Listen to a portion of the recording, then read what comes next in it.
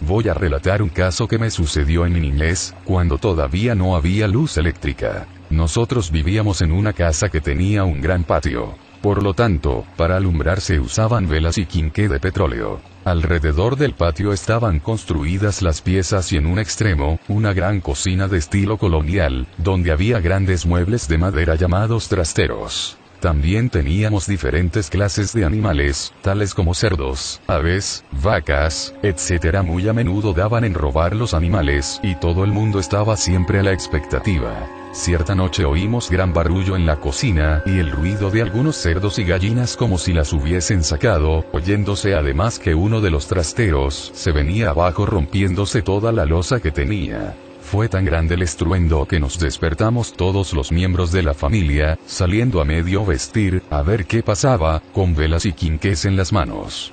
Al llegar a la cocina y checar dónde estaban los animales, nos sorprendió el hecho de que todo estaba en calma y los trasteros de la cocina en perfecto estado, sin haberse movido nada. Esta misma situación se repitió no menos de 5 veces, hasta que decidimos no hacer más caso.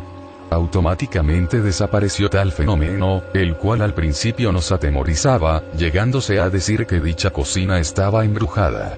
¿Sería tan amable el maestro de darnos alguna explicación al respecto?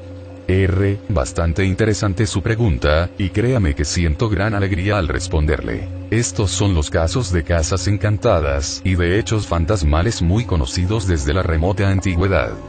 Es claro que en esto intervienen criaturas del más allá, espectros, fantasmas de los fallecidos, etc. A todas luces resalta con entera claridad meridiana la existencia de factores psíquicos capaces de producir fenómenos físicos. Es incuestionable que no existen efectos sin causa, ni causas sin efectos. Obviamente el fantasma de algún fallecido producía tales fenómenos.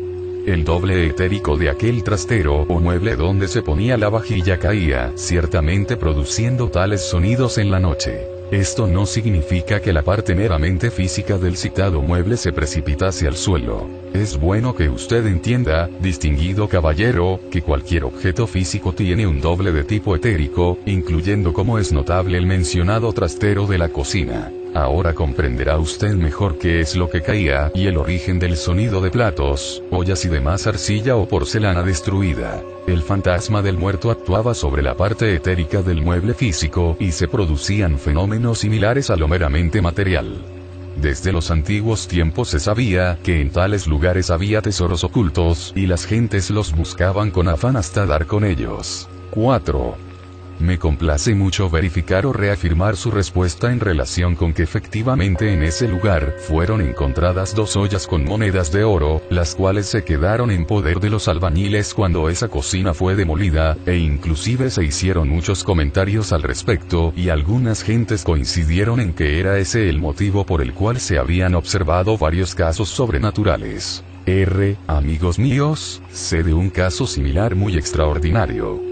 Dentro de una antigua recámara de una vieja casona señorial, donde habitaban principalmente personas de cierta edad, escuchábanse múltiples ruidos en el silencio profundo de la noche. Una bella dama que durmiera tranquila en su lecho, acostumbraba a cubrirse totalmente con sus cobijas o zarapes, de pies a cabeza, cuando escuchaba los mencionados sonidos metafísicos dentro de su alcoba. En tratándose de todos estos casos, no siempre resultan tan ingenuas protecciones, como lo son las inocentes cobijas o zarapes. Cuenta la susodicha dama que alguna vez, logró con sus pies tocar el cuerpo de un fantasma que parecía de niño. Dice aquella mujer que el infante metafísico lentamente le fue alando los zarapes hasta dejarla totalmente sin ellos, y luego los colocó todos juntos sobre determinado lugar de la alcoba. Pasaron los tiempos y mucho más tarde, cuando aquella familia se retirara de esa morada, otras personas que allí pasaron a vivir hubieron de hacer algunas reparaciones a la casa, y en el lugar exacto donde el fantasma colocara los zarapes o cobijas fue hallado, un poco profundo, un riquísimo tesoro de oro macizo. Vamos a seguir ahora con otro relato muy similar y bastante interesante.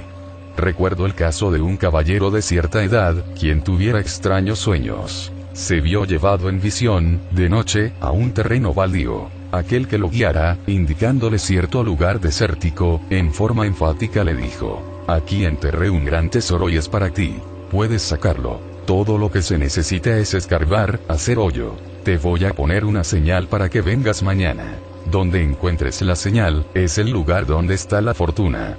Cuenta el señor de tal relato que el fantasma, que ahí lo condujera en sueños, puso 2 huesos de muerto en forma de cruz y luego, poniendo mucho énfasis, le repitió: esta es la señal, no la olvides. Cuenta el caballero que cuando se despertó de su extraño sueño, muy de mañana y antes del desayuno, se dirigió al sitio indicado, y ciertamente ahí encontró los 2 huesos de muerto en cruz. Entonces, tomándolos con sus 2 manos, dijo: de parte de Dios o de parte del diablo, sea lo que sea, ahí van más chispas. Después arrojó los 2 huesos a distancia, y lleno de gran indignación regresó a su casa. Es obvio que aquel buen hombre perdió una rica fortuna. 5. En relación con los relatos anteriores, quisiera narrar otro caso en el que varias gentes observaban un perro blanco que salía detrás de una nopalera y caminaba aproximadamente unos 100 metros, perdiéndose en un aparente agujero, dándoles a unos curiosidad y a otros gran temor, porque durante el día no había dicho agujero. Uno de los que habían observado el fenómeno, decidió balacear al perro que caminaba noche a noche, y grande fue su sorpresa al ver que las balas no lo mataban, siguiendo su normal recorrido hasta perderse en el sobredicho agujero. Después de hacer una especie de junta con las personas que lo habían visto, a alguien se le ocurrió que en el agujero donde se perdía ese perro blanco podría ser la indicación de que ahí se encontraba un tesoro. Al escarbar, efectivamente encontraron una respetable fortuna, la cual se dividieron en partes iguales. ¿Qué nos podría usted explicar sobre este relato, maestro? Mi caro amigo, su relato es magnífico y merece una buena explicación. Quiero que usted sepa que todos estos tesoros escondidos están custodiados por los gnomos de la naturaleza. Las gentes les dan a todas estas criaturas elementales diversos nombres. Algunas personas simplemente los califican como duendes y eso es todo. No hay duda de que tales elementales son los fieles custodios de tan ricas fortunas minerales ocultas bajo la epidermis de la tierra. El perro fantasma del relato era simplemente un gnomo encargado de vigilar el tesoro. Normalmente esas criaturas metafísicas tienen la forma de pequeños hombrecillos enanos, parecen más bien viejecitos venerables. Empero pueden asumir cualquier figura, incluyendo la del citado perro.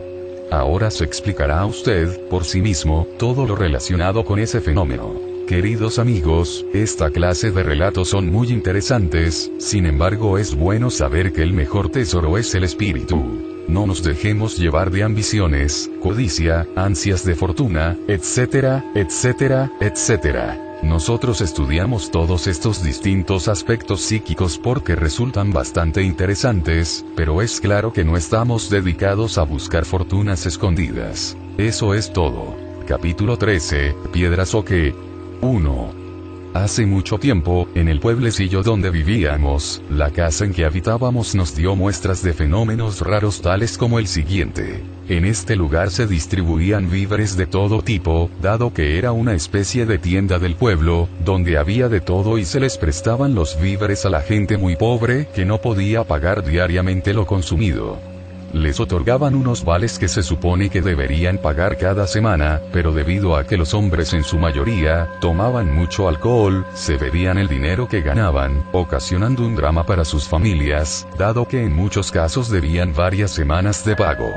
Uno de los deudores que se negaba rotundamente a pagar, tenía fama de practicar actos de brujería, y en algunas ocasiones se enorgullecía de ello, y amenazó a que no le cobraran más porque lo iban a lamentar. Cierta noche, se paró aproximadamente a unos 100 metros de distancia de la tienda, y en nuestra casa, que estaba junto a la tienda, se empezaron a oír pedradas sobre paredes y techos como si hubiera una gran multitud aventando enormes piedras con mucha fuerza, al grado tal que la casa parecía que se iba a derrumbar. Uno de los familiares se atrevió a asomarse por una ventana, y únicamente observó al brujo aquel que, con la mirada fija hacia la casa, parecía que le salía fuego por los ojos, y que con una sonrisa irónica y grandes ademanes pronunciaba unas palabras ininteligibles. Después de un rato, pareció que se iba acumulando una gran cantidad de piedras, y que iba a ser cosa imposible salir de la casa. Al retirarse dicho individuo, cesaron los ruidos y todo quedó en tranquilidad y calma.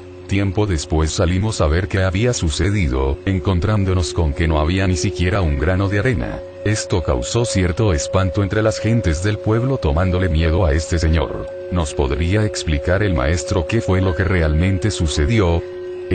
Con mucho gusto daré respuesta a su pregunta. Obviamente se trata de un mago negro, sujeto con poderes peligrosos.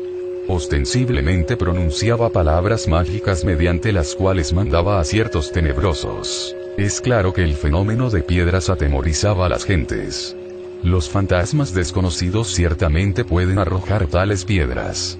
Estas piedras en sí mismas viajaban por entre la cuarta dimensión y hasta podían hacerse visibles momentáneamente para luego desaparecer y regresar al punto de partida original. No olvide usted que en la cuarta dimensión todo regresa a su punto de partida. Si un fantasma ahí arroja una piedra con el propósito de hacerla visible en el mundo físico, esta regresa después al lugar de donde provino. En estos instantes me viene a la memoria el caso de cierto caballero, cuyo nombre no menciono, hechicero también.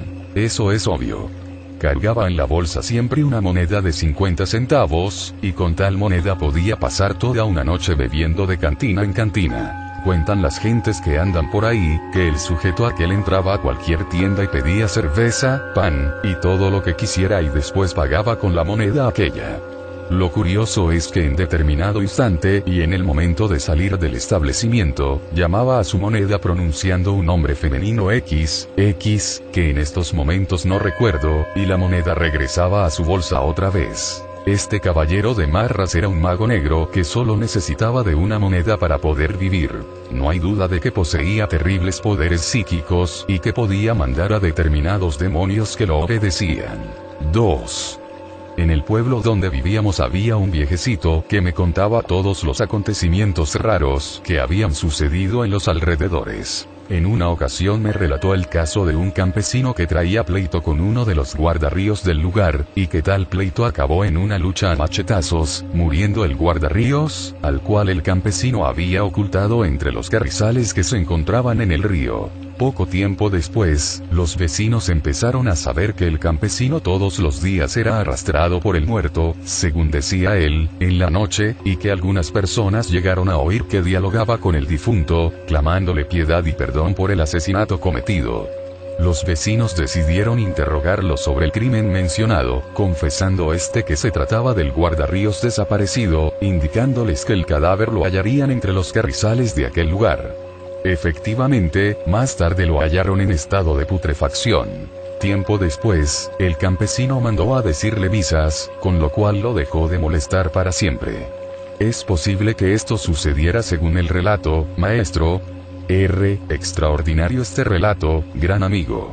Creo firmemente que la expersonalidad del muerto pudo hacerse visible y tangible en algunos lugares antes de su disolución final. Me permito ahora repetir que no es el alma ni el espíritu de los difuntos los que se hacen visibles o se manifiestan de alguna manera en el mundo físico, sino sus expersonalidades. Estas mismas, por ser de naturaleza casi física, pueden manifestarse en este mundo de 3 dimensiones muy especialmente en los primeros días de su fallecimiento. Así es como debemos entender el caso por usted relatado.